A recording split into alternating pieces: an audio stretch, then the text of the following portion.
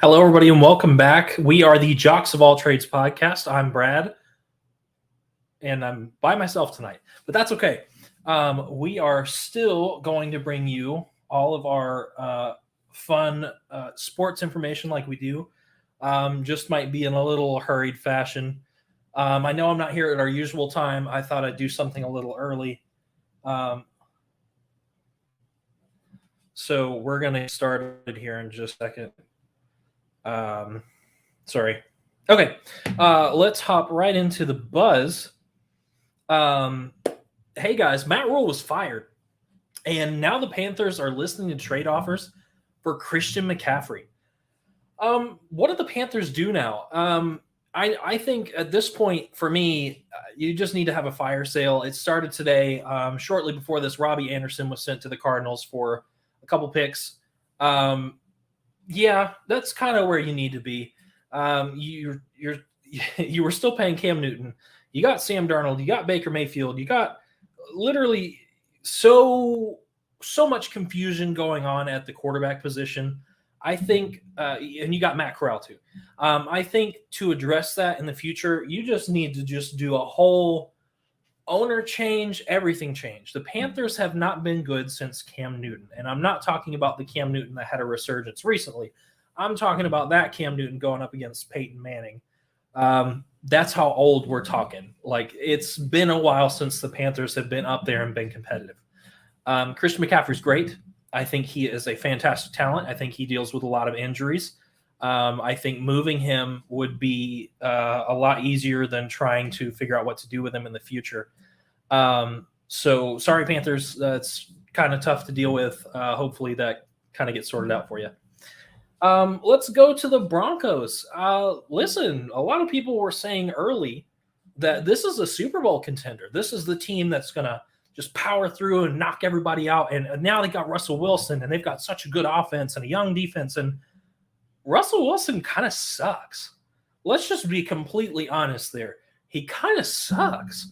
Like, you paid all that guaranteed money for not a whole lot. A touchdownless Thursday against the Colts, which was really bad. It was bad. It was not good to watch. It was bad. What's the next step if you're the Broncos? You got Russ. Okay, you're stuck with Russ. That division is stacked. I don't know what you do if you're the Broncos. I don't like Hackett's play calling. I don't think that's helping Wilson at all. I think the health of the receivers isn't helping him either because they can't seem to stay healthy. Lots of little issues. I think just stick with Russell Wilson. Try to give him everything you can. He's not Peyton. Let's just be honest. He's not Peyton. He's a really fantastic quarterback, but he's not Peyton. So I would just make the suggestion to continue to surround him with talent. Maybe if the Panthers are having a fire sale, speaking of other teams, you get involved. You say, hey, what would you be willing to shop? Here's what we're interested in. Start calling teams. Start improving the things around him, because eventually Russ is going to be gone, and you're going to be left with whatever you left him with in the hands of like a Drew Lock type, unless you get somebody really good. I mean, if the Broncos keep sucking this offseason, I say draft a quarterback and kind of hope for the best. So, see, the Packers are flailing. The Rams are kind of flailing. Yes, I know they won, but it's the Panthers. Don't get excited. Our new team's going to take over at this point. I think yes. Although I don't know who that is at this point. Although I want to say the entire state of New York football is pretty dang good right now. The Giants are on a really good streak. The Jets are 4-2. I don't know. It might be the time for new teams. Young quarterbacks have opportunities. I think the Bengals are still going over kind of like a Super Bowl slump. But for the most part, yeah, I think Aaron Rodgers is starting to reach the end of his career, whether he wants it to be the end of his career or not. I think it's starting to happen. Matthew Stafford, good guy, great guy, fantastic quarterback. I think he's starting to age out also. But again, that's just an opinion. He could go out and win another Super Bowl. I could just be crazy. Is Daniel Jones the guy to lead the Giants in the future? Maybe. I don't know. I don't know if their success is more on a different coaching style now, or if it's just Daniel Jones is starting to understand the game, or the resurgence of Saquon again. I don't really know. I think Daniel Jones is a nice filler quarterback. I don't see him as a franchise quarterback. Good filler, good in between guy to your next big talent like Eli or something like that. But I don't see him as the guy to compete in that division where you've got Dak Prescott, Jalen Hurts, and whoever Washington ends up with, because Wentz is going to be out for 4 to 6 weeks. So I don't know. We'll see. Trouble in Pittsburgh. Yes, I know they beat the Buccaneers. I'm still going to say that they needed Mitchell Trubisky to come off the bench to secure that dub. Ouch. Kenny Pickett is not looking like he's handling his transition really well. I said that. I said don't rush him. I said don't throw him into it. I said he is not the most prepared out of all the guys that came out. Give him time. Give him time, but he's not ready now. Like, you're just going to have to suck the bad season and hope for the best in the future. But it's not going to be a right now turnaround. So we'll see what happens in the future. Pittsburgh fans, I apologize. You could be totally right with Kenny Pickett the whole way, but I just don't see it right now. I say Mitch, just let Mitch keep doing his thing. Prescott is due to return for week 7. Should he even play anyways? I think, yeah, but also Cooper Rush has been okay. And with the exception of last night's debacle with the Eagles, I just think the Eagles are unstoppable at this point. It's going to be an Eagles-Bills Super Bowl if I can make that prediction early. But I mean, yeah, he can, but I wouldn't rush Prescott at this point. Like, you're doing okay with Cooper Rush. Like, why go through all the steps to like really hurry that? Don't know. But that'll wrap up the buzz for this week. Let's go to NFL highlights. Look, there's a lot. I could spend a lot of time talking about this. But I have to say, probably the most impressive game was Jets-Packers. I just don't understand how the Jets are taking some of these bigger teams to the woodshed and getting away with it. Zach Wilson might be the guy in New York. He might be. I say give him time. The other one that I want to talk about, I'm not going to, because I'll talk about it later. But Seahawks Cardinals, wow, what a bad game. And the last one, I have to enjoy that the Bills got the win against the Chiefs. Very nice game for them. Yeah, I was impressed because I know that's kind of been their stumbling block for a while. That is all I have for that, because I don't have my guys to bounce off of. Let's go into spicy meatball. It's not really spicy. A lot of people are going to say it's because of the Alabama game. Part of it is. I watched a lot of it on Sunday too. Refs really determine a lot of the games more than players do. And I don't understand how we're okay with it. I don't think anybody's ever said, oh, good call by the ref. That's fantastic. That's exactly roughing the passer. You got it. Spot on. No. Like, why do we keep getting these bad calls by every ref? I think it's less about the player talent and it's more about what gets called. Because let's be honest, Brady should have never gotten that roughing the passer against Jarrett. Alabama shouldn't have gotten the pass interference on that interception. That would have ended the game.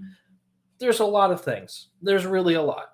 I mean, there was even a pass interference that Tennessee got called for that shouldn't have been called for. Like, it's stupid. Like, let everybody play unless it's something blatant, like a face mask or something stupid. Like, let them play. Like, I'm so sick of games being determined by, oh, that was that horrible call that's going to mar the entire game, even though the game was a decent game. So, not very spicy, kind of middle of the road. Take it how you want. Let's take out the trash. Look, I'm usually not critical about Tennessee. I know it's a rivalry. I don't really remember losing to them for the majority of my life. It's different, but there's a way to win, and it doesn't start with Tennessee making comments about Tua and saying that the only thing more brain dead than Bama fans is Tua. I'm like, nah, That's not okay. I don't care who you are. Like, win with class, play with class. I don't care that you beat us. I think it's great for the sport. And it could be good for the SEC. I mean, they could really run the table and take out Georgia. Who knows? I'm going to add to that real quick in a minute. For the naysayers to the Nayland natives. But yeah, just win with class, do better. Like, that's just not cool. Um, Here's where I was going to talk about the Cardinals. Kyler Murray said the offense is still vexing him. Kyler Murray said the offense is vexing him. Yeah, I think if he played less COD and spent more time studying the playbook, he might be okay. You might be okay, little man. Like, I just doesn't make sense to me why you're complaining about not understanding the offense when we know you take the weekends for double XP for COD and spend no time studying. So I don't want to hear it, I guess. Like, suck it up, man. Like, you whined all off season about not wanting to be with the Cardinals and then patching things up with the Cardinals. And then now you're not doing anything to make up for any kind of work or proving everybody wrong. You're kind of just sucking. So, Kyler, there's your challenge, dude. Do better. Go figure. Let's go to Flashbang. Kyle wrote these for me. Hendon Hooker or Will Levis? I'm going to take Hooker. I know that Levis has the better body type for like a prototype NFL passer. He's really big. But look, Hendon Hooker just knows how to win. And Hendon Hooker looks really good doing it too. You don't get very many people that throw 5 touchdowns against Alabama. Like, just historically, that doesn't really happen very often. I think he's good. I think he's more than just a game manager. Yeah, I'll take Hendon Hooker. Bijan Robinson or Jahmyr Gibbs? Kyle is not going to expect this answer. I'm going to say Bijan Robinson. I think that guy is a tank and a half. He is a strong runner, finds ways to get through the hole pretty easy. He just has the unfortunate ability of having to play for Texas. Sorry. But yeah, I mean, I'd put him above Jahmyr Gibbs, but I'd make it close. I think Jahmyr Gibbs is actually making more headway now because we thought it was going to be a passing offense with Bryce, and it seems to be more everything runs through Gibbs. I'm fine with it, but Bijan definitely for sure. Marvin Harrison Jr. or Jackson Smith and Jigba? I'm going to make people mad, I think, and say Marvin Harrison Jr. Yeah, I know that he had a really good Rose Bowl game. I know that was really the most explosive that he's been. But they haven't had a whole lot of like challenges yet this season. I think once they hit those more challenging games, Penn State on the road and then Michigan at home, you'll see more of who has that kind of grit. And for right now, I'm going to give it to Marvin Harrison Jr. Plus, Jackson Smith and Jigba has been injured a lot. It's kind of hard to just sit there and say, oh, well, it should be him regardless. But talent-wise, I mean, these guys are incredible. So can't really be mad with that. Thanks, Kyle, for making me choose things I don't want to choose. Let's go and talk some NCAA here for a second. Look, Tennessee got the upset. I'll give it to them. They really did. I think one of my favorite things that's come out of this is discovering this right here. They started 6-0. They've beaten 4 top 25 AP opponents, scored 30 points in each of the first 6 games in a single season. They're the only team to ever do it. I think truly Tennessee has their destiny in their own hands. And how they choose to continue playing will really determine a lot of things. I mean, truthfully, they could suck. Truthfully, they could give up now because you beat Bama. That's impressive. Congratulations. That's great. But you could either stop there or you could say, all right, we want Georgia. Let's go. Let's beat them between the hedges. Let's go get them. So I'm curious to see what version of Tennessee comes out of this. I personally hope it's the one that goes and destroys Georgia because I'd love to see another SEC team randomly just win a national championship. That'd be awesome. Like LSU in 2019. That was incredible run. Let's see. These Ohio State receivers are something else. I don't think they're getting enough credit. I think that's, again, like I've said earlier, because they're not playing. as difficult of a schedule yet. They'll find ways to come into their own, and I think it'll be really cool. But as of right now, I just think it's going to take time, but it's okay. Oklahoma, more like Oklahoma. Yeah, I know you just beat Kansas, but it's Kansas. I'm not impressed by that. And you only beat them by like 10 points. Yikes. Like, Kansas should not be scoring 42 points on you if you're elite. Are they going to survive in the SEC? That's a great question, Kyle. I don't think so. The SEC is tough for a reason, because you've got anybody can beat anybody any certain day. Every game is tough. The Big 12, I feel like if you get one good team, they just coast through everybody, and that's it. Like right now, Texas is kind of elite, and Oklahoma is looking like they're at the end of their dynasty with Brent Venables. Like, that's just not a great way for them to go. Are UCLA and TCU real? That is a wonderful question. I think one of the two of them is. I think UCLA is real. I don't know about TCU. Your biggest claim to fame was beating a ranked Kansas team. And then you just beat Oklahoma State. I'll give you that one. But you needed to go to 2 overtimes to do it. Like, if you're that dominant, take them out early. UCLA, though, Dorian Thompson Robinson, long name. He's a good quarterback. And you got Zach Charbonnet in the backfield. Yeah, I kind of like him. I think they'll do well once they move to the Big Ten. Will they be as successful? Debatable. But I like them. I think they're pretty decent right now. We'll see what happens in the future with them. Lincoln Riley gets handed his first loss at USC. How will they respond? In Caleb Williams' post-game presser, he kind of said, I hate losing. It burns. It sucks. I don't like it. Because they could still hear the fans cheering from the outside while he's doing his interview. I don't know. Lincoln Riley has been really known for being disappointing in terms of big games. Lincoln Riley's been really good in developing talent. He's been really good with quarterbacks, especially everybody I think knows that he is the quarterback whisperer. But in terms of big game ability, I've never seen that from Lincoln Riley. I just haven't. So I think from now on, they're going to be set. But I think that loss to Utah could look a lot worse if Utah gets worse as the schedule goes on. But I know at least Caleb Williams is going to go out there and fight. And look, if your quarterback's in there, usually the rest of the team's in there too. So I think USC will be okay. But we'll see. If they hit another big game like Oregon or somebody else, I just don't. I don't know. Okay, let's move on to overrated. This one's just a funny one, but I had to say it anyways. The University of Tennessee is asking for donations to buy new goalposts from people.